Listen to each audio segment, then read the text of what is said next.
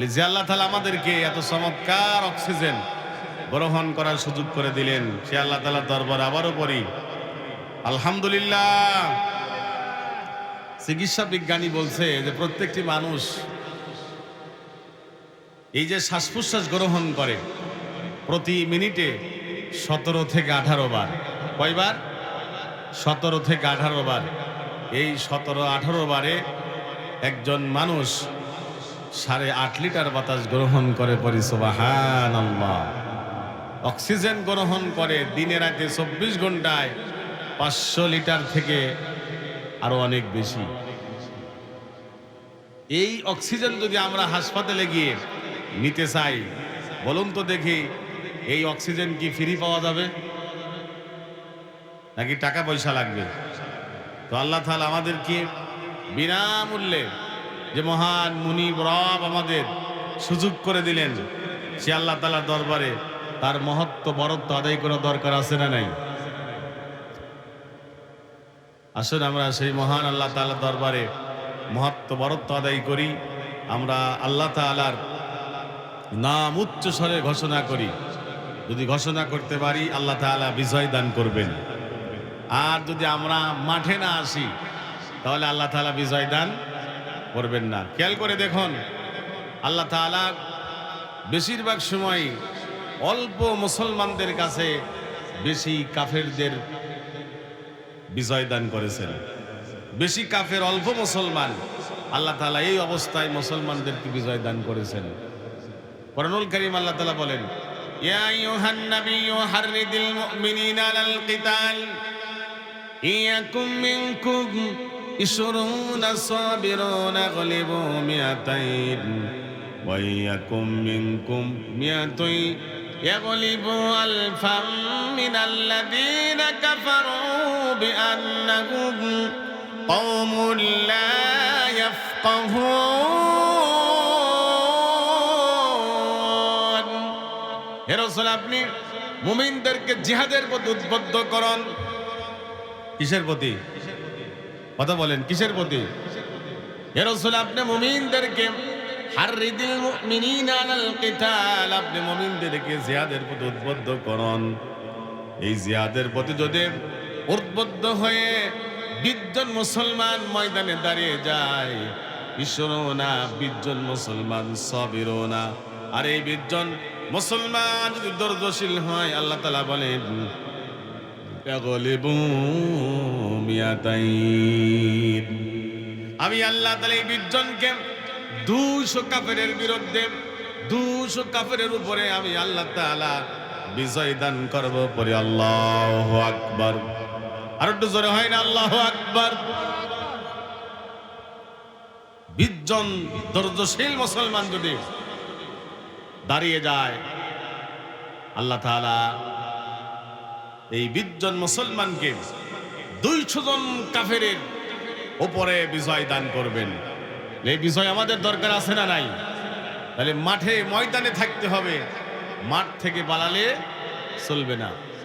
ইয়া আইয়ুহাল্লাযীনা আমানু মা লাকুম ইযা ক্বিলা লাকুম ইনফিরু ফি সাবিলিল্লাহি তাকালতুম ইলাল আরদ, যখন তোমাদেরকে ময়দানে ডাকা হয়, তখন তোমরা কেন মাটি কামড়িয়ে পড়ে থাকো? এরকম আমাদের দেশে আছে না নাই? আছে না? ময়দানে দাঁড়াতে হবে, নারায়ে তাকবীর আল্লাহু আকবারের ধ্বনি দিতে হবে। যখন দেখবেন অনেক মানুষ আসতে চায় না, দেখা দিতে চায় না, ভাই আসি, কোনো সমস্যা নাই, আল্লাহ তাআলা ওদেরকে উদ্দেশ্য করেই বলছেন, মা লাকুম ইযা ক্বিলা লাকুম ইনফিরু ফি সাবিলিল্লাহ, তোমাদের কি হলো যখন আল্লাহর রাস্তায় তোমাদেরকে বের হতে বলা হয়, তখন তোমরা এমন ভাবে বসে থাকো যেন তোমরা মাটি কামড়িয়ে পড়ে আসো। আল্লাহ তাআলা পরের আয়াতে বলেন, ইল্লা তাগফিরু ইউআযিবুকুম আযাবান আলীমা ওয়া ইয়াস্তাবদিল কওমান গায়রাকুম ওয়া লা তাদুররুহু শাইআ ওয়াল্লাহু আলা কুল্লি শাইইন কাদির।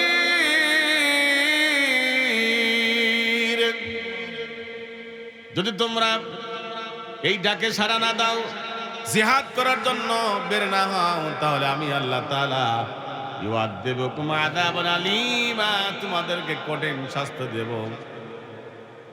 ওয়াস্তাবদিল কওমান গায়রাকুম, তোমরা ময়দানে বের হবে না, কাজ করবে না, সাংগঠনিক কাজে তোমরা দুর্বলতা প্রকাশ করবে, সংসার নিয়ে ব্যস্ত থাকবে, আমি আল্লাহ তাআলা তোমাদেরকে ওই দায়িত্ব থেকে অব্যাহতি দিয়ে জিল্লতির সাথে, বেইজ্জতির সাথে, অসম্মানের সাথে তোমাদের দায়িত্ব থেকে সরাই দিয়ে আমি আল্লাহ তাআলা অন্য এক জাতি, অন্য এক কমকখানে প্রতিষ্ঠিত করব।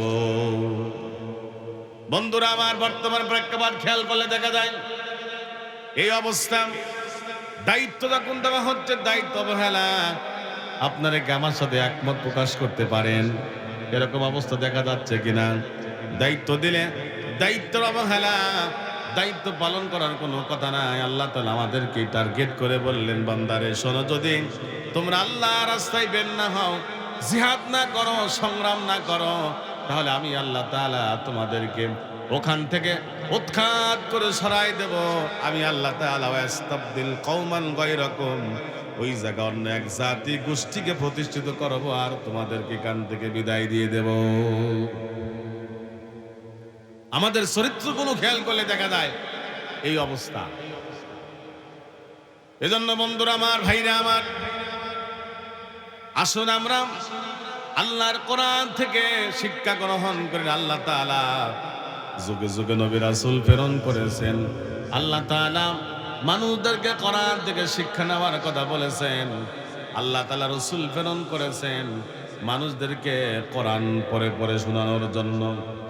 আল্লাহ তাআলা বলেন, হুয়াল্লাযী বা'আসা ফিল উম্মিয়িনা রাসূলাম মিনহুম ইয়াতলু আলাইহিম আয়াতিহি ওয়া ইউযাক্কিহিম ওয়া ইউআল্লিমুহুমুল কিতাবা ওয়াল হিকমা ওয়া ইন কানু মিন ক্বাবলু লাফি দালালিম মুবিন।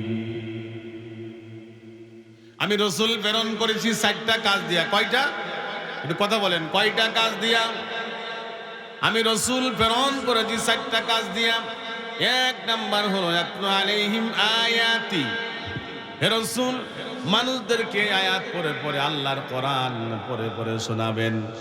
2 নম্বরে ওয়া ইউযাক্কিহিম, এই কোরআন শোনানোর মাধ্যমে, কোরআন পড়ে পড়ে শোনানোর মাধ্যমে মানুষদেরকে পরিশুদ্ধ করবেন। 3 নম্বরে মানুষদেরকে হিকমা শিক্ষা দিবেন। 4 নম্বরে মানুষদেরকে কিতাব শিক্ষা দিবেন। বন্ধুরা আমার, খেয়াল করে দেখুন, চতুর্পাশে লোক আছে, কিন্তু যেখানে কোরআন আল্লাহ তাআলা শোনা ফরজ করলেন, আল্লাহ তাআলা যুগে যুগে নবী রাসূল প্রেরণ করেছেন কোরআন শোনানোর জন্য, সেই কোরআনুল কারীমে আমরা নাই। অথচ মক্কার কুফাররা পর্যন্ত কোরআন থেকে দূরে সরে থাকতে পারে নাই, তারা গোপনেও হলে কোরআনুল কারীম শুনেছে। খেয়াল করুন, রাসূল সাল্লাল্লাহু আলাইহি সাল্লামের কোরআন তেলাওয়াত ওরা গোপনে শুনতো, কিন্তু আজকে কোরআন শোনার চমৎকার সুযোগ আছে। আমরা মুসলমান দুর্ভাগ্য, এদিকে আসতে চাই না। অথচ আমরা বলি যে আমরা ই করব, হ্যান করতে চাই, ত্যান করতে চাই। বন্ধুরা আমার, কাজ করতে হবে। রাসূল করিম সাল্লাল্লাহু আলাইহি ওয়াসাল্লাম ময়দানে কাজ করেছেন, সেই কাজ যদি আমরা করতে পারি আল্লাহ তাআলা মুসলমানদেরকে বিজয় দিবেন। আর যদি কাজ না করি তাহলে আল্লাহ তাআলা বিজয় দিবেন না, বিদায় দিবেন। অতএব বিজয় নেওয়ার জন্য মাঠে ময়দানে রাসূল সাল্লাল্লাহু আলাইহি সাল্লামের যে কর্মসূচি ছিল, সেই কর্মসূচি অনুযায়ী আমাদেরকে কাজ করতে হবে। পারবো তো ইনশাআল্লাহ? পারবো ইনশাআল্লাহ। আমরা সবাই চেষ্টা করব ময়দানে কাজ করার জন্য। আসুন আমরা শুরুতেই প্রশংসা আদায় করে নিলাম। আমি যে সূরা তেলাওয়াত করেছি সেই সূরা থেকে আমরা কিছু শুনি।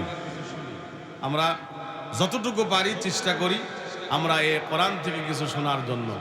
কারণ কোরআন হলো মহাবিশ্বের মহাবিশ্বয়। এই কোরআন এসেছে মানুষদেরকে সতর্ক করার জন্য। এই কোরআন এসেছে মানুষদেরকে সুসংবাদ দেওয়ার জন্য। কোরআন থেকে আমাদের সতর্ক হওয়া দরকার এবং সুসংবাদ নেওয়া দরকার। কোরআন এসেছে মানুষদেরকে পরিশুদ্ধ করার জন্য। কোরআনুল কারীমের মধ্যে এমন কোনো বিষয় নাই যেই বিষয়ে আল্লাহ তাআলা ব্যাখ্যা সহ আলোচনা করেননি। প্রত্যেকটি বিষয়ের আল্লাহ তাআলা আলোচনা করেছেন কোরআনুল কারীমে। অতএব আসুন দেখি আমরা এই কোরআন থেকে কি আমরা শিক্ষা গ্রহণ করতে পারি। সূরাটির নাম হলো সূরা লুকমান।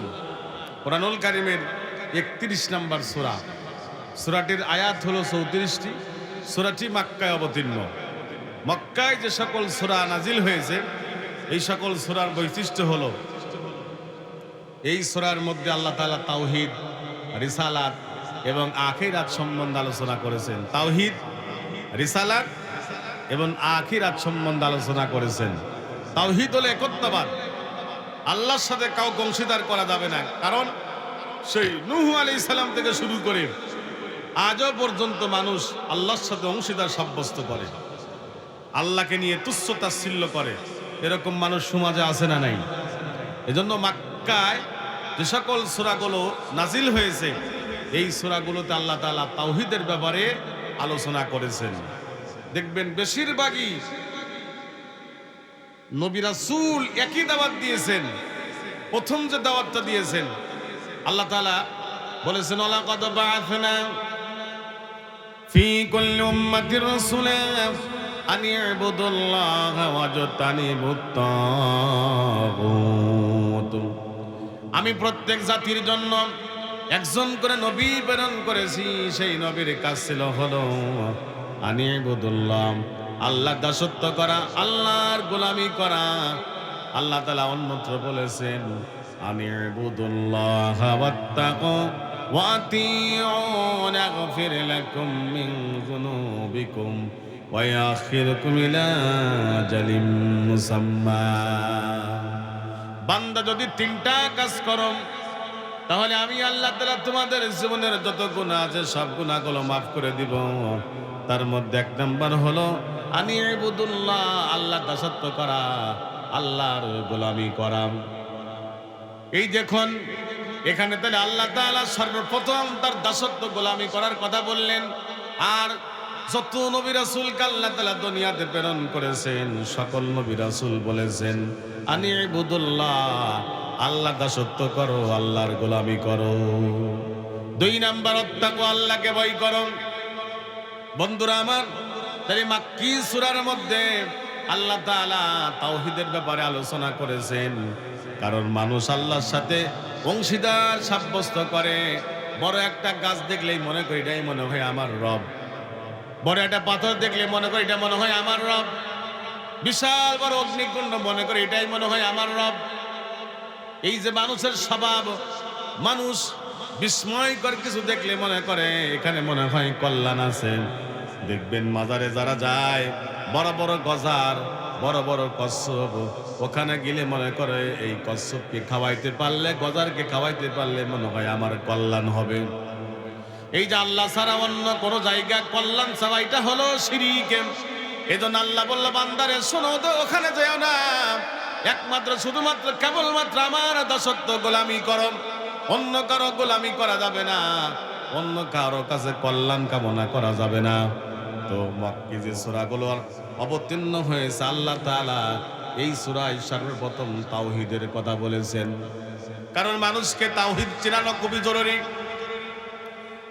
রাসূল সাল্লাল্লাহু আলাইহি ওয়াসাল্লামের কাছে যখন মানুষ ইসলাম গ্রহণ করার জন্য এসেছে, আব্দুল্লাহ ইবনে আব্বাস রাদিয়াল্লাহু তাআলা থেকে বর্ণিত, তিনি বলেন আল্লাহ রাসূল সাল্লাল্লাহু আলাইহি ওয়াসাল্লাম সর্বপ্রথম 4টি বিষয়ে বাইয়াত দিয়েছেন, শপথ পড়িয়েছেন, শপথ বাক্য পাঠ করাইছেন। তার মধ্যে এক নাম্বার হলো আনি ইবুদুল্লাহ, আল্লাহ দাসত্ব গোলামি করবে, লা তুশরিক বিল্লাহ, আল্লাহর সাথে কাউকে অংশীদার সাব্যস্ত করা যাবে না। তার মানে আল্লাহ সিনাম, আল্লাহ দাসত্ব গোলামি করা খুবই জরুরি। অন্য কোনো জায়গা কল্যাণ কামনা করা যাবে না, কিন্তু আমাদের দেশের মানুষ অন্য জায়গা কল্যাণ কামনা করে। মাক্কি এই সূরাটা হলো মাক্কি সূরা। আল্লাহ তাআলা শুরুতেই হরফে মুকদ্দার দিয়ে শুরু করেছেন। আল্লাহ তাআলা বলেছেন আলিফ লাম মিম। এই আয়াতের অর্থ কেউ জানে না। কোরআনুল কারীমের 29 সূরার শুরুতে এরকম শব্দ আছে, আলিফ লাম মিম।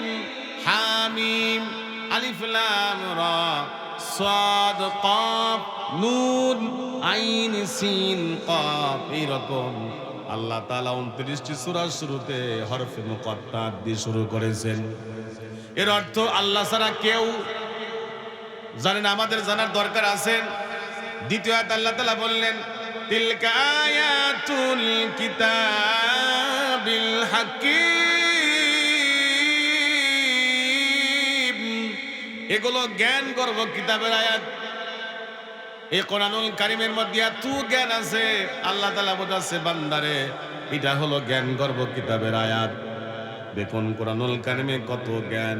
আল্লাহ তাআলা কোরআনুল কারীমের অন্যত্র বলেছেন ওয়ালাউ আন্নামা ফিল আরদি মিন শাজারাতিন আকলামু ওয়াল বাহরু ইয়ামুদ্দুহু মিন বা'দিহি সাবআতু আবহুরিন মা নাফিদাত কালিমাতুল্লাহ।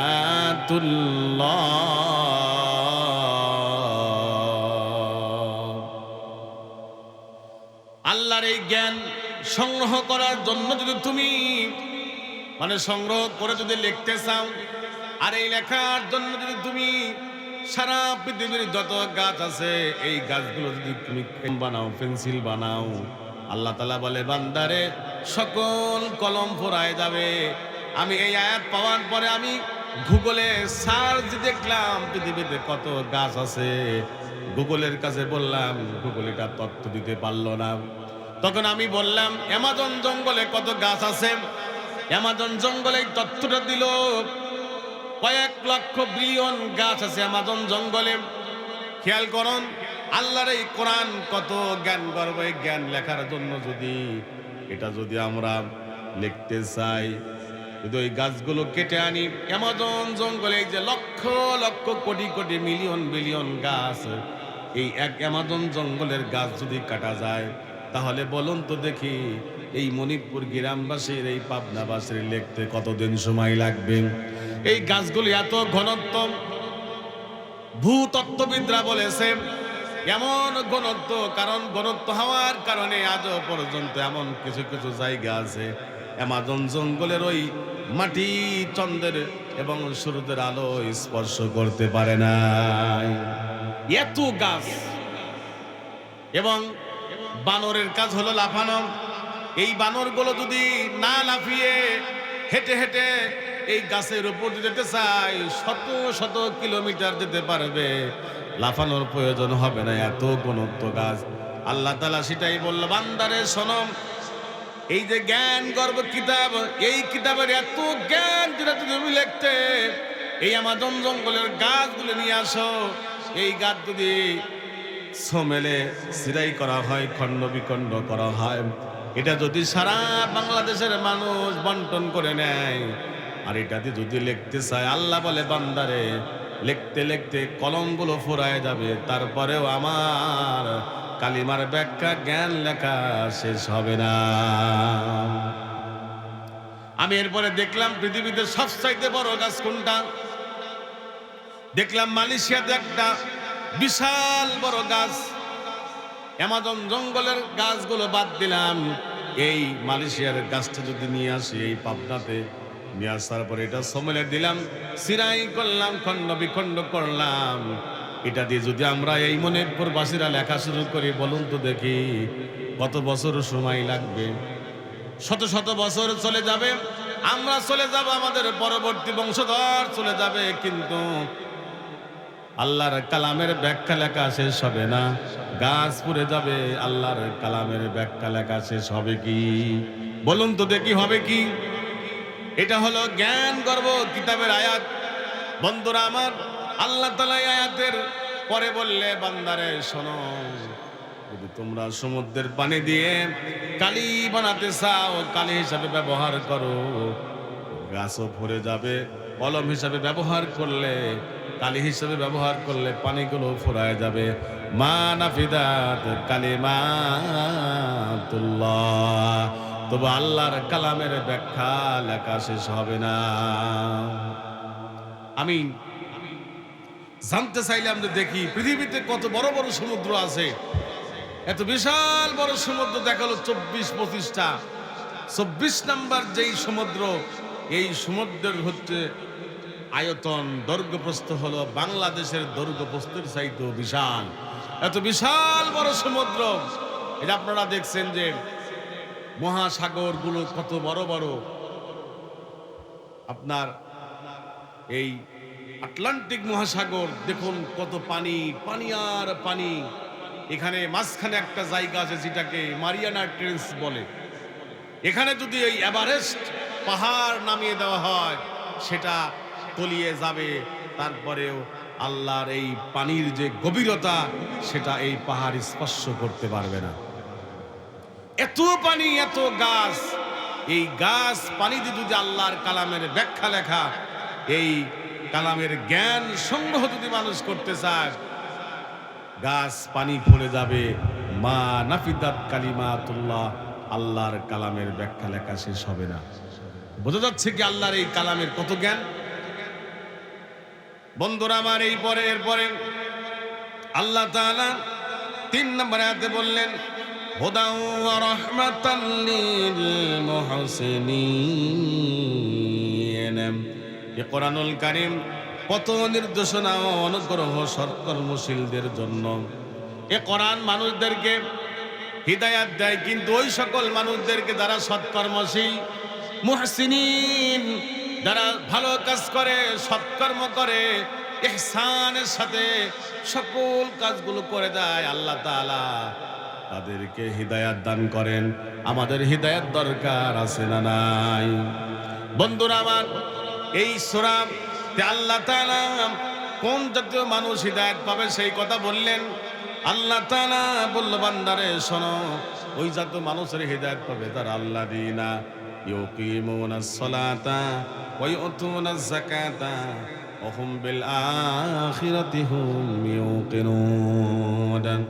যারা 1 নম্বরে নামাজ প্রতিষ্ঠা করে, 2 নম্বরে যাকাত আদায় করে, 3 নম্বরে আখিরাতের প্রতি বিশ্বাস স্থাপন করে, ওয়া হুম ইউকিনুন, এমন ভাবে বিশ্বাস করে যে বিশ্বাসের ফাটল ধরানোর মতো পৃথিবীতে আর কেউ নাই। তাহলে হিদায়াত পাবে কারা? যারা আল্লাহর এই কালাম জমিনে প্রতিষ্ঠা করতে চায়, সাথে নামাজ প্রতিষ্ঠা করতে চায়, যাকাত যারা আদায় করে, আমার আল্লাহ তাআলা তাদেরকে হিদায়াত দিবেন। কিন্তু যারা আল্লাহর ব্যাপারে খারাপ কথা বলে, আল্লাহর ব্যাপারে কুশরটনা করে, বলুন তো দেখি তারা কি কখনো কোরআন দ্বারা হিদায়াত পাবে? পাবে কি? সম্ভব? আপনারা এই কিছুদিন ধরে, 1 সপ্তাহ ধরে একটি কথা শুনছেন, একজন বাউল আল্লাহর ব্যাপারে কি খারাপ মন্তব্য করেছে। ওই যে ওইটা কি মুখ না উখ, এক মুখে 4 ধরনের কথা, অথচ ওই কথাটা আল্লাহর না, রাসূলেরও না। তিনি বলেছেন যে সর্বপ্রথম নাকি আল্লাহ বলছে এস তৈরি করেছি, এরপরে নূর তৈরি করেছি, এরপরে রুহু তৈরি করেছি প্রথম, এরপরে প্রথম তৈরি করেছে আরশ। তাহলে কথা হলো কয় রকম? 4 রকম। আল্লাহকে নিয়ে যে এই যে অসভ্য কথা বলল এবং ঠাট্টা বিদ্রুপ করলো, যদি কোনো মানুষ আল্লাহকে নিয়ে এরকম ঠাট্টা বিদ্রুপ করে, এই বাউল জাতীয় লোকেরা, বলুন তো দেখি হিদায়াত পাবে নাকি গুমরাহ হবে? হিদায়াত কি পাওয়া সম্ভব? কোনোভাবেই হিদায়াত পাওয়া সম্ভব না। আপনারা অনেকেই দেখেছেন। আবার দেখলাম বলতেছে যে সূরা নাসের মধ্যে এত নাচকে নাচতে কইছে, তাই নাচ, কুল আউযু বিরাব্বিন নাস, মালিকিন নাস, ইলাহিন নাস। কোরআনটা এমন ভাবে উপস্থাপন করছে মনে হচ্ছে যেন এটা খেলনার জিনিস, তুচ্ছ তাচ্ছিল্য করে কথা বলছে। সম্মানিত উপস্থিতি, তো আল্লাহ তাআলা এই জায়গা সেটাই বলতে যাচ্ছেন, হুদাউ ওয়া রাহমাতাল লিল মুহসিনিন। হিদায়াত এবং রহমত তো পাবে যারা মুহসিন, যারা সৎকর্মশীল, যারা হিদায়াত এবং আল্লাহর কোরআন থেকে রহমত পাবে হলো তারা যারা কোরআনুল কারীমের ব্যাপারে, আল্লাহর ব্যাপারে, রাসূলুল্লাহর ব্যাপারে খারাপ মন্তব্য করে, তারা কখনো হিদায়াত পাবে না। দেখুন এই জাতীয় লোকেরা, এই বাউল জাতীয় লোকেরা, তারা আল্লাহর এই কোরআন থেকে মানুষদেরকে দূরে নিতে চায়। দেখবেন তাদের কথার মধ্যে অনেক প্যাঁচ। আমার এক বাউল বলল, তোমার নাম কি? আমি বললাম আমার নাম শহীদুল ইসলাম। বলে না না না, তোমার নাম শহীদুল ইসলাম না তো আমার নাম কি? বলে তোমার নাম কি? পরে বলছি তোমার বাপ আর মায়ের নাম হলো শহীদুল ইসলাম। এই যে বাউলরা কথা বলে প্যাঁচ দিয়ে, আমি বললাম কিভাবে আমার পিতামাতার নাম শহীদুল ইসলাম হলো? বলল শোনো, তুমি যখন জন্মগ্রহণ করেছিলে তখন তোমার বাপ আর মা মিলে নাম রেখেছিল শহীদুল ইসলাম, এই জন্য তোমার পিতামাতার নাম হলো শহীদুল ইসলাম। তোমার নাম কি? পরে বলছি। এরপরে একটা বাদাম নিল, বাদাম, চীনা বাদাম, চীনা বাদামটা ফাটালো, ভিতর থেকে বিচি বের করলো। শরিয়ত কোনটা, মারেফাত কোনটা? বাদামের বিচি শরিয়ত নাকি সুসা শরিয়ত?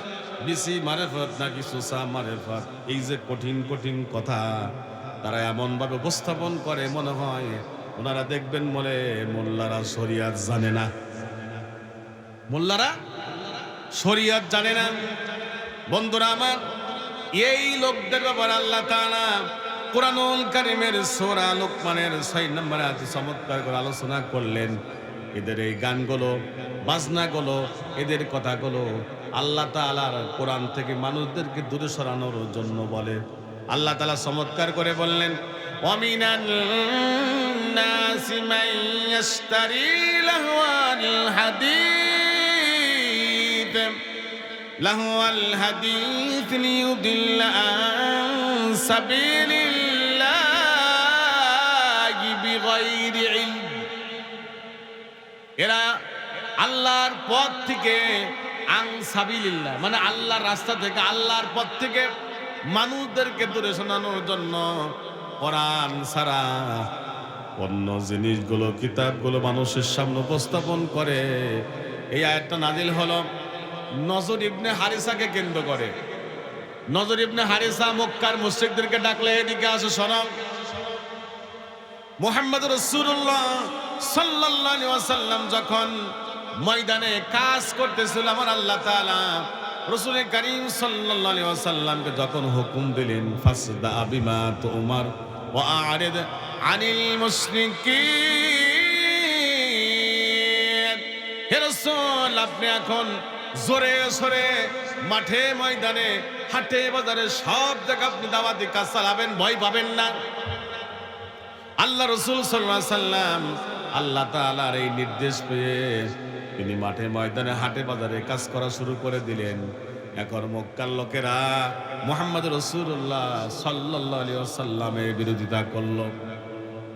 কি বিরোধিতা করলো? ওরা বলল মুহাম্মদ পাগল, মুহাম্মদ জাদুকর, মুহাম্মদ জ্যোতিষ, এইরকম মুহাম্মদ মিথ্যাবাদী, এই জাতীয় কথা বলা শুরু করে দিল।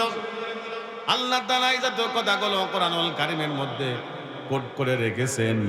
আল্লাহ তাআলা বলেন, অকালু ইয়া আইয়ুহাল্লাযী নুজ্জিলা আলাইহিদ যিকরু ইন্নাকা লামাজনুন। আল্লাহ রাসূলের উপর যখন কোরআন নাযিল হলো, এই কোরআন যখন বিশ্ব নবী, মায়ান নবী, রহমতের নবী, করুণার নবী যখন দাওয়াতটা চালানো শুরু করে দিল, তখন মক্কার লোকেরা বলল, নুজ্জিল আলাইহি যিকির, এই জিকির যার উপর নাজিল হয়েছে সে হলো পাগল। তারা বলল মাজনুন। এরপরে তারা জ্যোতিষ বলল, জাদুকর বলল, ইত্যাদি বলল। এরকম বলে ইবনে হারিস সব মক্কার মুসলিমদেরকে ডাকলে, এদিকে আসো শোনো, কি মুহাম্মাদের বিরুদ্ধে কিছু একটা তো তোমরা করলা না?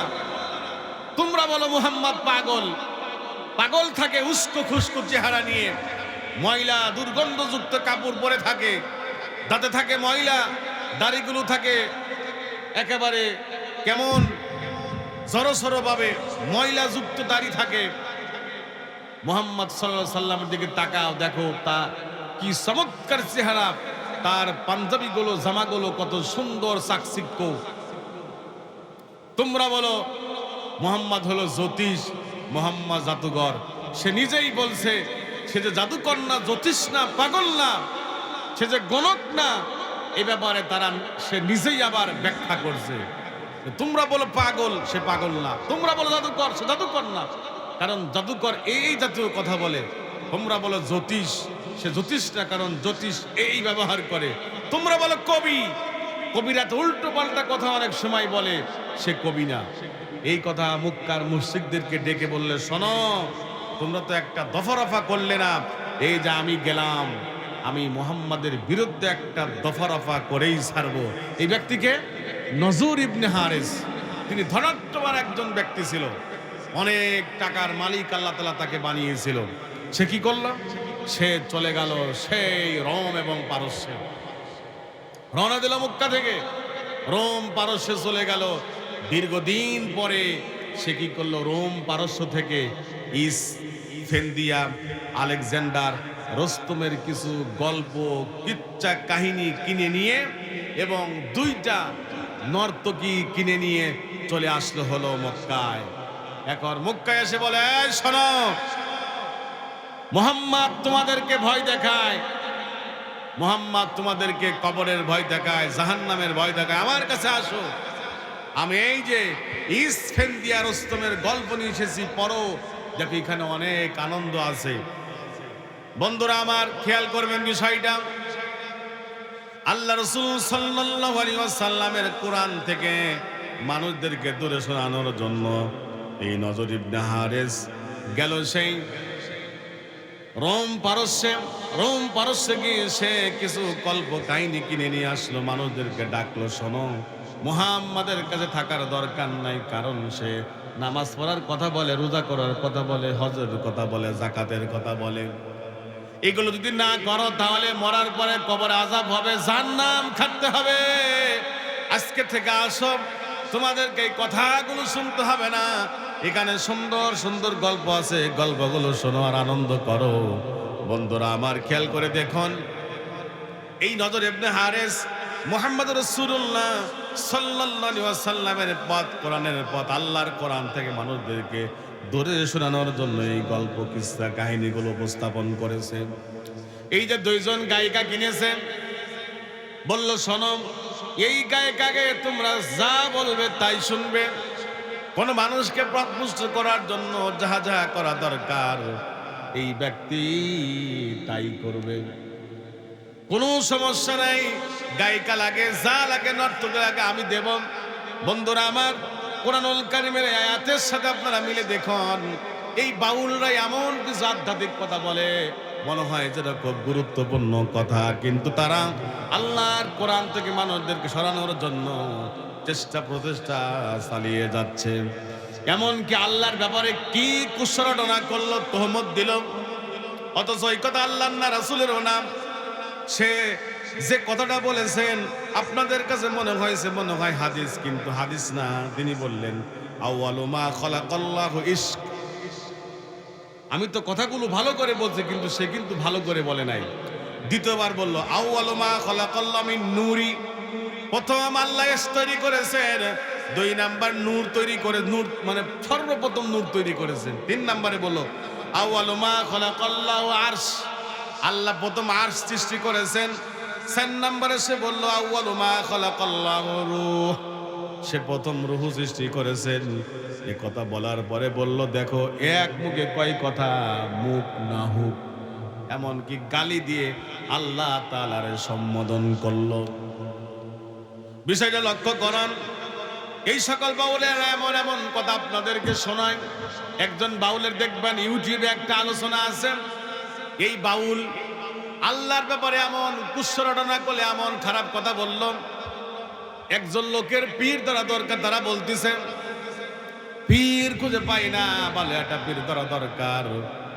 তখন একজন ব্যক্তির কাছে চলে গেল, বলল, শোনো, তুমি তো পীর ধরবা, ওই যে আমার জঙ্গলের মধ্যে একজন ঝুলন্ত পীর আছে, তুমি ওই পীরের কাছে গিয়ে মরি দাও। ওই পীরের কাছে কি পীর? ঝুলন্ত পীর, ঝুলে আছে, গাছের ডালের সাথে ঝুলে আছে। এখন এই লোকটা গেল, যাওয়ার পরে দেখলো সত্যিই তো ঝুলে আছে, চতুর্দিক দিয়ে বাঘ পাহারা দিচ্ছে। বা আশ্চর্য, খুব সুন্দর তো, এই পীরের কাছে আমার মুরিদ হওয়া দরকার। এখন এই লোকটা দেখলো এইভাবে হাতটা ধরে আছে, হাতের উপর দিয়ে বাকল উঠে গেছে, তার মানে কতদিন কত বছর এখানে জ্বলে আছে। ওই লোকটা মনে করলো চমৎকার, ভালো পীর, আমি এর কাছে মরিদ হব। হুজুর, এই কেন এসেছো? হুজুর, আমি আপনার কাছে মরিদ হতে চাই। না না, প্রথমেই মরিদ হওয়া যাবে না। কি করতে হবে? অমুক রাজার মেয়েকে বিয়ে করতে হবে, তাই না? চলে গেল অমুক রাজার মেয়ের কাছে, আগে গেল রাজার কাছে। রাজা মশাই, আমি আপনার মেয়েকে বিয়ে করতে চাই। বিয়ে করবা? জি। 7টা মানিক লাগবে। এখন মানিক পাই কোথায়? মানিক পাই না। আবার চলে গেল ঝুলন্ত পীরের কাছে। পীর সাহেব, ও তুমি মুরিদ হওয়ার জন্য এসেছো, বিয়ে শাদী করেছো? না, বিয়ে করি নাই। বিয়ে করার জন্য আমার এই শর্ত দিছে। এই শোনো, ওই সমুদ্রের মধ্যে যাবা, সমুদ্রের মধ্যে যাবা, যাবার পরে আমার নাম নিবা। নাম নিবার সাথে সাথে দেখবে একজন ব্যক্তি আমার মতো সে উঠে আসবে, তার কাছে মানিক চাবা, সাথে সাথে তোমারে মানিক দিয়ে দিবে। তার কাছে নাকি মানিক চাইলো, সাথে সাথে সমুদ্র থেকে হাজারো মানিক দিয়ে দিল। এখান থেকে 7টা মানিক নিয়ে আসলো। 7টা মানিক নিয়ে আসার পরে, না, তোমার বিয়ে আগেই দেওয়া যাবে না। ওই যে তোমার এই মানিকটা তুলে দিল, ওই মানিক আলার সাথে তোমারে দেখা করতে হবে। এই শোন কি, ঝুলন্ত পীর বলতে, এই শোন কি, ওখানে যাবি, যাওয়ার পরে বলবি পাগলা। পাগলা বলে ডাক দিতে হবে। 2 নাম্বার আবারও বলবি পাগলা। এই 2বার যখন পাগলা বলে ডাক দিছে, তখন পাহাড়টা ফেটে গেছে। পাহাড় ফেটে এই লোকটা যিনি মানিক তুলে দিল, সে নাকি বের হয়ে আসলো। বের হয়ে আসার পরে বলছে, কি বলবি বল তাড়াতাড়ি।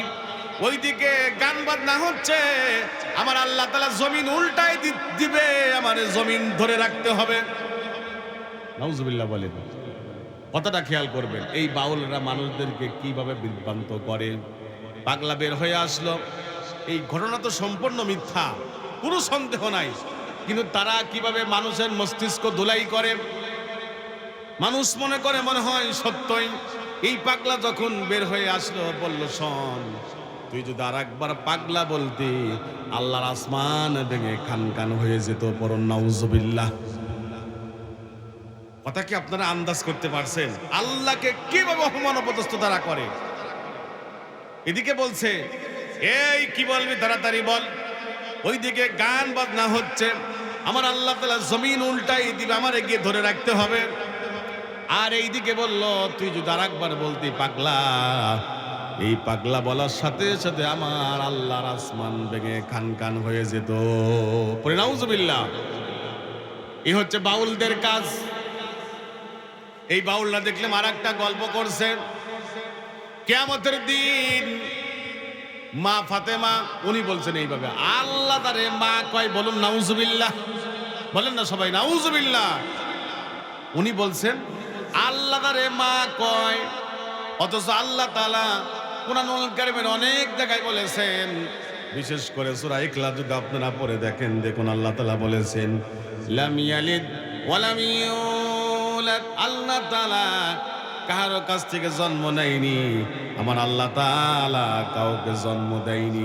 উনি বলছেন আল্লাহ তারে মা কয়, বা ফাইন তো বলতেছেন উনি, মা ফাতেমা কিয়ামতের দিন তার ওন্নাটা মাজায় বাঁধবেন।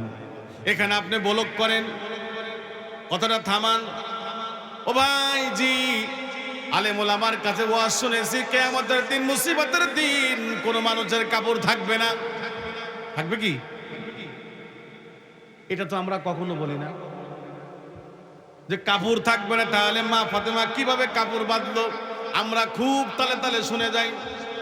ওইদিকে খেয়াল করেন, ওই ভালো পীর সাহেব যখন ঝুলন্ত অবস্থায় আছে, এইভাবে কি 12 ঘন্টা থাকা যাবে সম্ভব?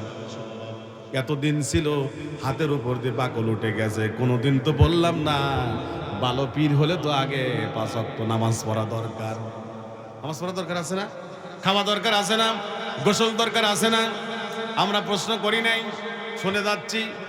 দেখুন, মনে যখন বললে মা ফাতেমা মাজায় গামছাটা বাঁধবে অথবা উন্নাটা বাঁধবে, ইউটিউবে আছে, শুনে দেখবেন। বলতেছেন মা ফাতেমা সেদিন অঙ্গুল উঁচু করে ধরবে। ওইদিকে লোক তো সম্ভবত সিলেটের ওই দিক করলো, অঙ্গুল উঁচু করে ধরবে, ও আল্লাহ, আল্লাহ বলবে কি, আগে আমার ইমাম হাসান হুসাইনের বিচার করো, তারপরে আমি আঙ্গুল নামাবো। আমার আল্লাহ কয়, ও ফাতেমা আঙ্গুল নামা, তোর আঙ্গুলের দাগ আমার আর সহ্য করতে পারে না। নাউজুবিল্লাহ। আল্লাহর অপমান করলো না? আল্লাহর অপমান করলো কিনা? ও আল্লাহ, তুমি আগে আমার ইমাম হুসাইনের বিচার করো, বিচার না করলে আঙ্গুল নামাবো না। আল্লাহকে আঙ্গুল নামা, আঙ্গুলের দাগ আমার আরো সহ্য করতে পারে না। নাউজুবিল্লাহ মিন যালিক। এই বাউলরা এমন এমন কিছু কথা আপনাদের আমাদের মগজের মধ্যে প্রবেশ করেছে, আমরা সেগুলো খেয়াল করি না, উপলব্ধি করি না। তাহলে কি আমার আল্লাহ দুর্বল? আজকে আমাদের দিন কি আমার আল্লাহ দুর্বল হয়ে গেল? প্রশ্ন করুন, কিয়ামতের দিন কি আরশ থাকবে? আমার আল্লাহ কি আরশে বসে থাকবে, নাকি আমার আল্লাহ হাশরের ময়দানে আসবে? প্রশ্ন কি করি কখনো? আজকে আল্লাহর অপমান করছে, ইতিপূর্বেও করেছে, আমরা সেগুলো বুঝতে পারি নাই। ও এমন একটা অপমান করলো, আমার আল্লাহ নাকি অঙ্গলের ধাক্কা সহ্য করতে পারে না। বন্ধুরা আমার, এরকম অনেক গল্প আছে। এই লোকেরা, বাউলরা বলে বলে মানুষদেরকে বিভ্রান্ত করার চেষ্টা করছে। এরকম একজন বাউল গল্প করছে, একজন বাউল, বড় বাউল, সে যাবে হজ করতে। তাদের গুরু, তারা তো গুরু বল, তাদের গরু যাবে হজ করতে। এখন গুরুর একজন শিষ্য আছে, সেই শিষ্য বলছে, হুজুর গুরু আমারে নিয়ে যেতে হবে। ঠিক আছে, তোরে নিয়ে যাব। নিয়ে যাচ্ছে, যাচ্ছে যাচ্ছে দেখে বিশাল বড় একটা জঙ্গল, জঙ্গলের মধ্যে একজন বৃদ্ধ মহিলা অন্ধ। খেয়াল করবেন কথাটা, আমি শুধু সারাংশগুলো আপনাদের বলবো বোঝানোর জন্য, কারণ এগুলো আমাদের বোঝা দরকার। এই জিনিসগুলো নিয়ে আমাদের সমাজে অনেক বিভ্রান্ত সৃষ্টি হচ্ছে। আমরা তর্ক বিতর্কের মধ্যে আছি, আমরা অনেকেই পক্ষপাতিত্ব করছি, কিছু সাময়িক স্বার্থ হাসিলের জন্য আমরা পক্ষপাতিত্ব করছি। আল্লাহর যে বিরুদ্ধে চলে যাচ্ছে, এটা আমরা কখনোই খেয়াল করছি না। এগুলো আমাদের বোঝা দরকার। হুজুর আমারে নিয়ে যাবেন, ঠিক আছে নিয়ে যাব। সামনে জঙ্গল পাইল, একজন বৃদ্ধা মহিলা, খেয়াল করবেন, বৃদ্ধা অন্ধ মহিলা, বৃদ্ধা অন্ধ মহিলা একটা লাশ কাঁধে করে দাঁড়িয়ে আছে। ও মা, তুমি এখানে এই লাশ কাঁধে করে দাঁড়া আছো কেন? এই লাশটা কিন্তু আবার 40 দিনের। আপনাদের কাছে আমার প্রশ্ন বলক করার জন্য, 40 দিন না 3 দিনের লাশের কাছে কি থাকা যাবে সম্ভব? থাকা যাবে সম্ভব? আমাদের এক আত্মীয় ফাঁসি নিয়েছিল, ওইটা নেওয়ার জন্য আমি যোগাযোগ করেছিলাম। পাবনা সদর ফাঁড়িতে ওই যে ছোট্ট একটা এসি ঘর আছে, ওর মধ্যে ছিল। ওই কোথায় যেন রেলে কেটে একটা পাগলা মরে গেছিল। এই পাগলার কোনো হদিস নাই। ওই পাগলাটাও দেখলাম রুমের মধ্যে যে এক পুলিশ খুলে দিল, বল্লক দিয়ে একটা নাকের মধ্যে লাগলো। মনে হলো মনে হয় সব লারি বুড়ি আমার সিঁড়ি বের হয়ে গেল মাত্র 3 দিন। এত গন্ধ। এই বাউলরা যখন কথা বলে কেউ প্রশ্ন করে না, আমাদের প্রশ্ন করা দরকার। 1 মাস পচা লাশ নিয়ে কাঁধে নিয়ে দাঁড়িয়ে আছে, তারপরে বৃদ্ধা অন্ধ মহিলা। আচ্ছা বলুন তো দেখে, কোন বৃদ্ধার কি কোন লাশ কাঁধে করে দাঁড়া থাকা সম্ভব? তারপরে অন্ধ, তারপরেও 30 দিন একেবারে পয়সি দুর্গন্ধ হয়ে ফেটে গেছে। ঠিক আছে, মনে করেন দাঁড়াই আছে, মেনে নিলাম। এই তোমার এই অবস্থা কেন? বলে বাবা রে বাবা, আরে বাবা, বাবা, আমার একটা ছেলে ছিল রে বাবা। ওই ছেলে আমারে গরু লালন পালন করে আমারে দুধ খাওয়াইতো বাবা। ও বাবা, যখন ওই ছেলেটা মারা যায়, নাতিটা রেখে যায়। ওই ছেলের স্থলাভিষিক্তই নাতি হয়। বাবার এই নাতিটা আমার মারা গেছে, আমার আয় রোজগারের কেউ নাই, আমার খাওয়ানোর মতো কেউ নাই রে বাবা। এই জন্য আমি দাঁড়িয়ে দাঁড়িয়ে এখানে আছি, তাই না? তখন এই যে গুরু সাহেব বলে, কুম বিইজনি, কুম বিইজনি, আমার হুকুমে জীবন লাভ কর। অমনি নাকি এই বাচ্চা লাভ দিয়ে দাঁড়ায় গেল। সুবহানাল্লাহ, নাউজুবিল্লাহ। আমি একটু আপনাদের প্রমাণ দিই কোরআন থেকে। আল্লাহ তাআলা এই যোগ্যতা দিয়েছেন হযরত ঈসা আলাইহিস সালামকে। ঈসা আলাইহিস সালামকে আল্লাহ তাআলা কোরআনুল কারীমে বলেছেন ওয়া রাসূলান ইলা বানি ইসরাঈল, বানি ইসরাঈলের জন্য আল্লাহ তাআলা ঈসা আলাইহিস সালামকে মনোনীত করলেন। আন্নী কদ জিতুকুম বিআয়াতিন মির রাব্বিকুম, ও বনি ইসরাঈলরা শোনো, এখানে আয়া মানে নিদর্শন। আন্নী কদ জিতুকুম বিআয়াতিন মির রাব্বিকুম, আমি আমার রবের পক্ষ থেকে কিছু নিদর্শন নিয়ে এসেছি। আন্নী আখলুকু লাকুম মিনাত তিন কাহায়াতিত তাইর, তিন মানে এখানে মাটি, আমি মাটি দিয়া ঈসা আলাইহিস সালামকে আল্লাহ তাআলা এই মুজিজা, এই নিদর্শন দিয়ে দিয়েছেন। তুমি দুনিয়াতে যাবা, এইটা করবা, এইটা মানুষদেরকে দেখাবা। তাহলে এটা ঈসা আলাইহিস সালাম নিজে বলছেন, কোরআনুল কারীমে তার প্রমাণ আছে। কাহায়াতিত তাইর, তাইরুন মানে পাখি, এই মাটি দিয়া আমি একটা পাখির স্ট্রাকচার বানাবো, যে আমাদের বাচ্চা কাচ্চা মাটির যেমন পুতুল বানায়, পাখি বানায়, এটা ওটা বানায়, ওই রকম বানাবো। যখন এই মাটির উপর আমি আল্লাহর নাম নিয়ে ফুৎকার মেরে দেব, আমার আল্লাহ তাআলা কোরআনুল কারীমেই বলেছেন, তখন উড়ন্ত পাখিতে এই মাটিটা পরিণত হয়ে যাবে। পড়ুন আল্লাহু আকবার। ওখানে ঈসা আলাইহিস সালাম বলছে কুম বিইজনিল্লাহ, কুম বিইজনি বলে নাই আমার হুকুমে জীবন লাভ কর, তিনি বলেছেন কুম বিইজনিল্লাহ, আল্লাহর হুকুমে জীবন লাভ কর। অমনি মনে করেন যে কবরের কাছে গিয়ে বলছে কুম বিইজনিল্লাহ, আল্লাহর হুকুমে জীবন লাভ কর, অমনি জীবন লাভ করেছে। মাটির মধ্যে আল্লাহর নাম নিয়ে ফু দিছে, অমনি পাখি উড়ন্ত পাখিতে পরিণত হয়ে গেছে। এই যে বাচ্চাটা ওই এলাকায় ছিল এক বাচ্চা, ওই বাচ্চা টের পাইলো এই কাজ করলো কে রে? হুজুর আমি।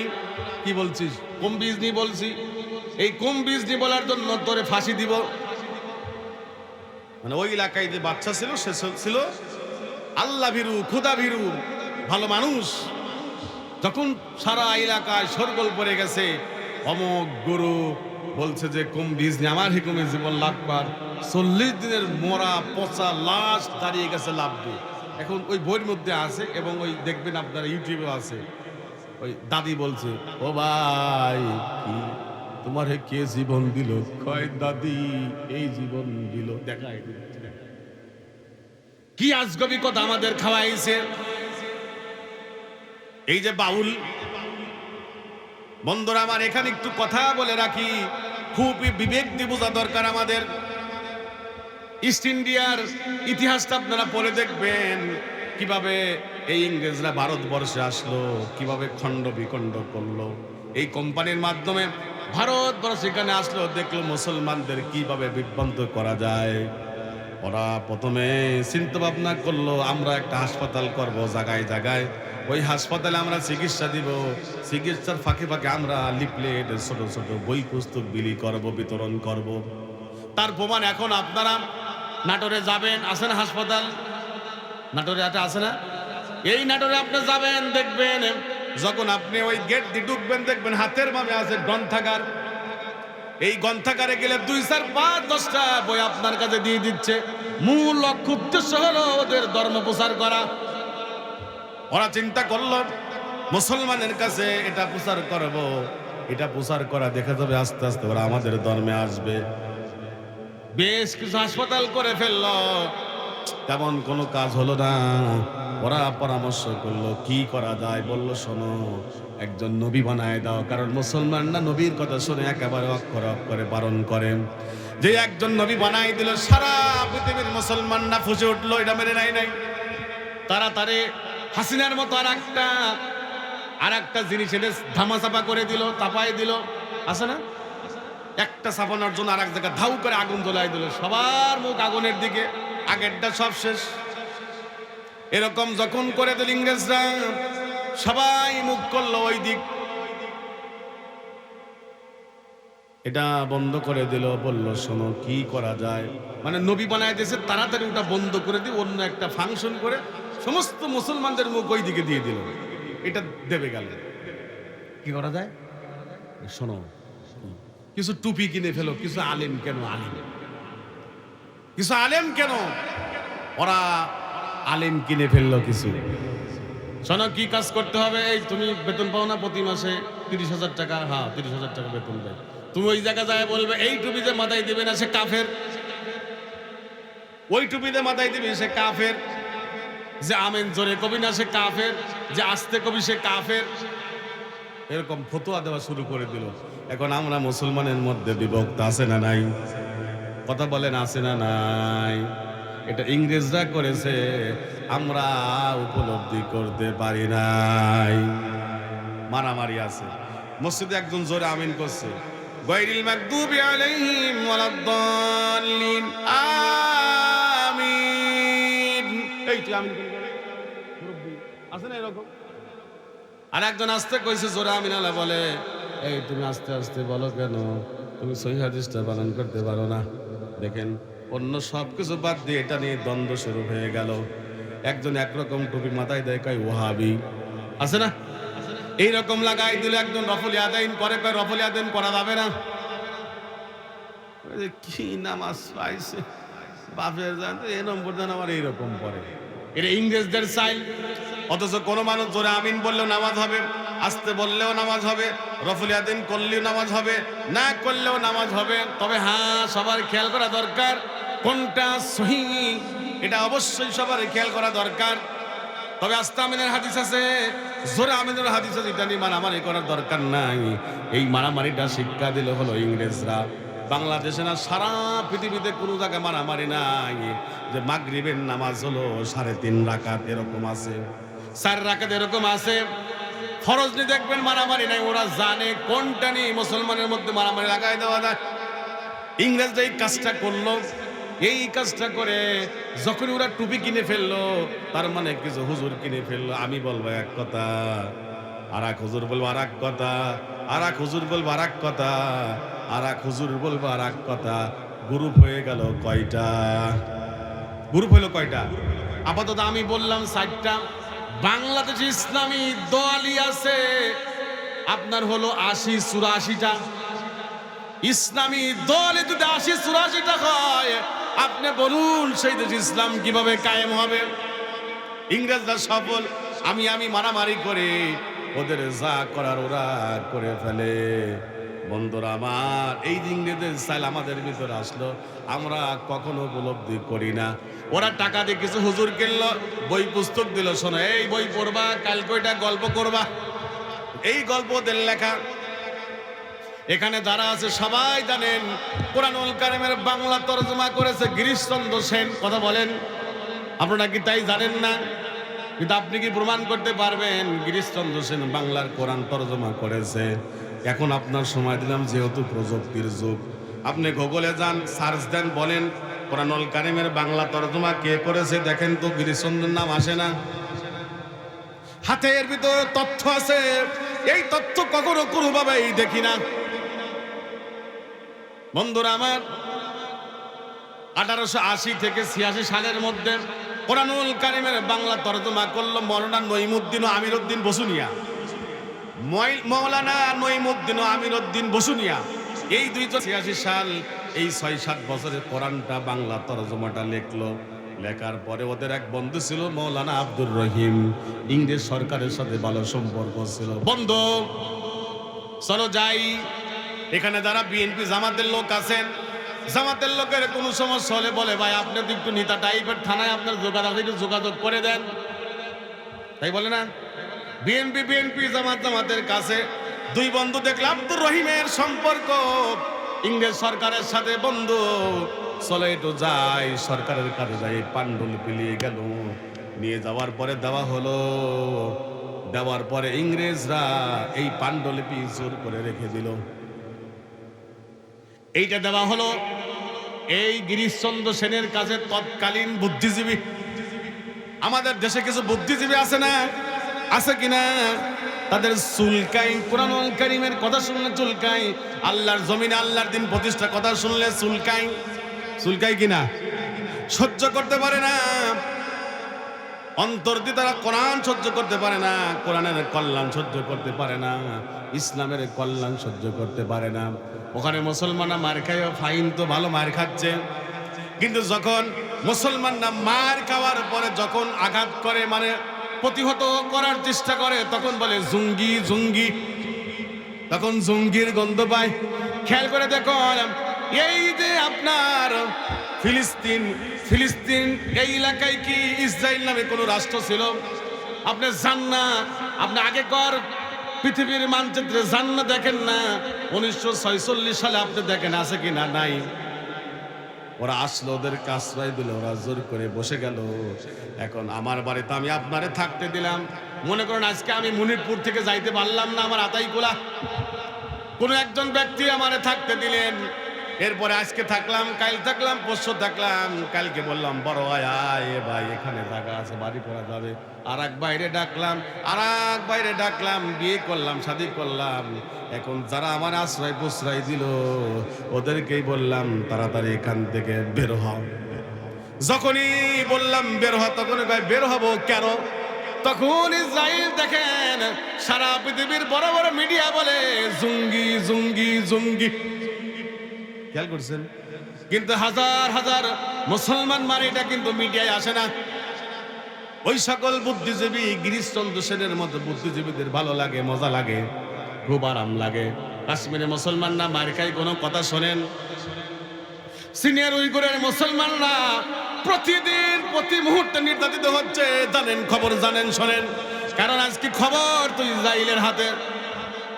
ওরা নিয়ন্ত্রণ করছে, মোবাইলের মধ্যে এমন কিছু সফটওয়্যার ইনস্টল করে দিছে, কোনো ব্যক্তি যদি মোবাইল ব্যবহার করে, আমি শহীদুল ইসলাম বাংলাদেশের কোন টাওয়ারের আওতায় আছি, 1 মিনিট সময় লাগবে এটা বের করতে। আজকে আমার মা বোনেরা মার খায়, নির্যাতিত হয়। একদিনও কি আপনারা বিশ্ব মিডিয়াতে দেখেছেন যে এই উইগুরের মুসলমানদেরকে মারা হচ্ছে, হত্যা করা হচ্ছে? চীনের উইগুর, একটু গুগল সার্চ দিয়ে দেখেন। শুধু ওই আপনার ইউটিউব আর টিকটকে সময় দিয়ে সময়গুলো নষ্ট করেন না, দেখেন একটু। বন্ধুরা আমার, বিষয়গুলো লক্ষ্য করা দরকার। কোন জায়গায় ইংরেজ আমাদের মার দিয়ে দিছে, এরপরে আপনার কাশ্মীর মার খায়, খবর নাই। এরপর আপনার ফিলিস্তিন মার খায়, খবর নাই। দেখবেন ফিলিস্তিন, ইসরায়েল বলে ঠিক আছে আপাতত একটু যুদ্ধবিরতি দিলাম, যে ওগরগুলো ছেড়ে দেয় সাথে সাথে দেখবেন মুহুর মুহুর গুলি করে একেবারে 2-4 হাজার মেরে দেয়। মানে সবাই তো সরে সিটে আছে, বিভিন্ন জায়গায় পালায় আছে। যেই বিরতি দেয় ভাই বোন সব যেগুলো পিছিয়ে আছে একত্র হয়। ওদের 10 জন মারার জন্য 100 গুলি ব্যবহার করা লাগতো, এখন 100 জন মারার জন্য 10টা গুলি ব্যবহার করলেই যথেষ্ট। দেখবেন মিডিয়াতে আসে না, মিডিয়া তো আমার হাতে।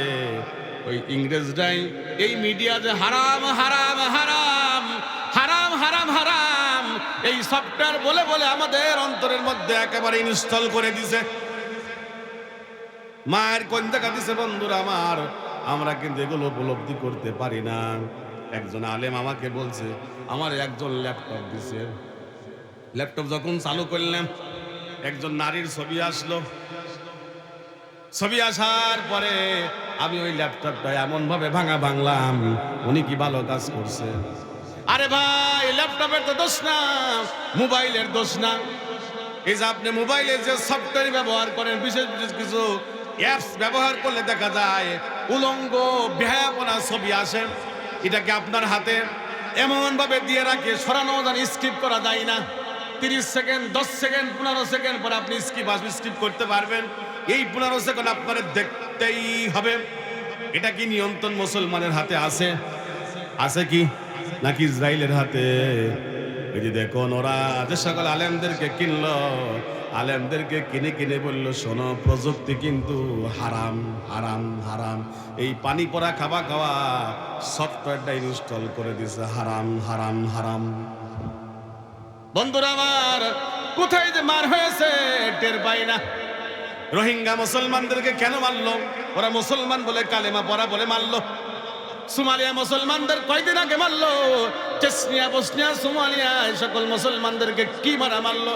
ইরাকে মারলো, সিরিয়া মারলো। মিডিয়ায় কতটুকু আসে? 100 মারলে 2টা আসে। বন্ধুরা আমার, এই যে ওরা আলেমগুলো কিনলো, আলেমগুলো নিজেদের পক্ষে মানে ওদের পক্ষে কথা বলে টাকা পায়। বাংলাদেশেও দেখবেন বিভিন্ন শ্রেণীর আলেম আছে।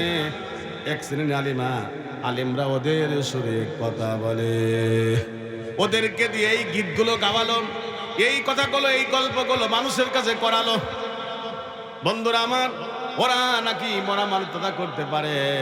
এই বাউলরা ওদের টাকায় চলে, মোটা অঙ্কের টাকা দেয়। এখনো দেখবেন বাংলাদেশে কাদিয়ানি আছে অনেক। কাদিয়ানিরা কোথায় থেকে প্রচার করে দেখেন? লন্ডন থেকে। লন্ডনে কাদিয়ানিদের অফিস আছে। ওরা ওখান থেকে ওদের ধর্ম প্রচার করে। ওরা ওদের লোক বৃদ্ধি করার জন্য হিজবুত তাওহীদ বের হয়েছিল। দেখুন, হাসিনার আমলে হিজবুত তাওহীদ কিন্তু অনেক লোক সংগ্রহ করেছিল। কি সব বিভ্রান্তকর কথা বলেছে আলেম ওলামার ব্যাপারে। নিজের মুখে দাঁড়িয়ে নাই, নিজে দেখলাম নষ্ট ফষ্টের মধ্যে নারীদের সাথে কি কেলেঙ্কারি। সে হইছে ইমামুজ্জামান। খেয়াল করবেন, ইমামুজ্জামান, জামানের ইমাম, নেতা। এই যে ইন্ডিয়ার পানি পড়া, এরপরে আপনার হলো ইংরেজদের পানি পড়া খেয়ে খেয়ে আমরা কিন্তু এই অবস্থায় চলে এসেছি। আমরা নিজেরা নিজেদের আকল খাটাই না। এই যে বুদ্ধিজীবী গিরিশচন্দ্র সেন, এই গিরিশচন্দ্র সেনের কাছে দেওয়া হলো এই পাণ্ডুলিপিটা। তখন গিরিশচন্দ্র সেন দেখলো, এটা দেখি, এটা দেখি, না এখানে রাখা যায় না।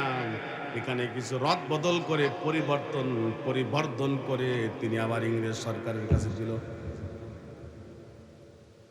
ইংরেজ সরকারের কাছে দিল, সেইটা প্রচার করা হলো। বন্ধুরা আমার, আসল তথ্য আমাদের কাছে নাই। আমরা বলি বাংলা তর্জমা করেছে গিরিশচন্দ্র সেন, ও তো বাংলা তর্জমার 12টা বাজি আমাদের কাছে দিছে। এই খেয়ালকে আমরা রাখি। মুসলমান হিসাবে আমাদের এই খেয়াল রাখা দরকার। বন্ধুরা আমার, আমরা যদি খেয়াল না করি, এই জাতীয় লোকেরা আমাদেরকে একবারে জাহান্নামে পাঠিয়ে দিবে। বন্ধুরা আমার, ভাইরা আমার, এই বাউলদের কথা অনেক আছে, এটা বলতে গেলে অনেক সময় লাগবে। খুবই দুঃখ লাগে এই কথাগুলো শুনলে। তাহলে হাসরের ময়দানে আল্লাহর আরশ ভেঙে পড়বে।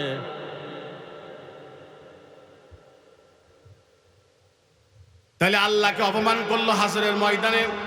এদিকে আল্লাহ নাকি জমিন উল্টাই দিলে ও নাকি ধরে রাখতে পারে। কয়েকদিন আগে ভূমিকম্প হলো না? 5.2 মাত্রা ভূমিকম্প। ঢাকা সহ বিভিন্ন জায়গা দেখুন কি একটা অবস্থা হয়ে গেল। এই যে গত বছরে খেয়াল করে দেখুন, আপনার হলো তুরস্ক এবং সিরিয়ায় 7 সম্ভবত 5 ভূমিকম্প হওয়ার কারণে কিলোমিটার পরে কিলোমিটার ভেঙে তছনছ হয়ে গেল। বন্ধুরা আমার, ভাইরা আমার, এজন্য আমরা মুসলমানদের কিছু খেয়াল করা দরকার। তালে তালে চললে হবে না। তালে তালে চলতে চলতে আমাদের কিন্তু এই অবস্থা হয়েছে। রিজাল করিম কাউসারের নাম আপনাদের মনে আছে? উল্লাপাড়ার এই হুজুর, উনি ওয়াজের শুরুতে বলতো, এই জমিন কার? আল্লাহ। মাটি কার? আল্লাহ। আকাশ কার? আল্লাহর। ইটা কার? সবাই বলতো আল্লাহর। উটা কার? আল্লাহর। উনি ওই তালে তালে বলতো বউ কার? সবাই বলে উঠতো আল্লাহর। তখন কাউসারি সাহেব বলতো, এই তালে তালে থেকে মানুষদেরকে দূরে সরানোর জন্য আল্লাহ তাআলা কাউসারিকে দুনিয়াতে পাঠিয়েছে। অতএব খেয়াল করে দেখবেন, আমাদের বেশিরভাগ মানুষের আমরা তালে তালে চলে, আমরা খেয়াল করি না।